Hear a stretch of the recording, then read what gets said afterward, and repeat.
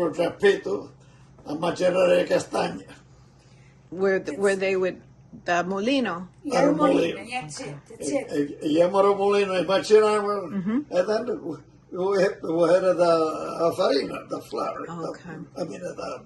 Yeah, then you would make the bread. Your mother would make the bread. She was making delicious bread.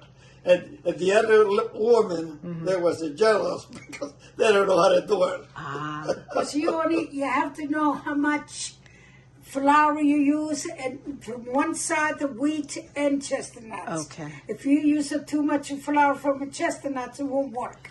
You have to mix it. You have to know. Yes, you have to mix it. You have to know how much wheat. She was a cut with a knife like a regular bread. Yeah. That's all. If not, if you don't use the right amount, it doesn't. No, it won't work. It won't cut too dry or too. Yeah, because when you cut your slice of the bread, Yeah. in it will fall all apart.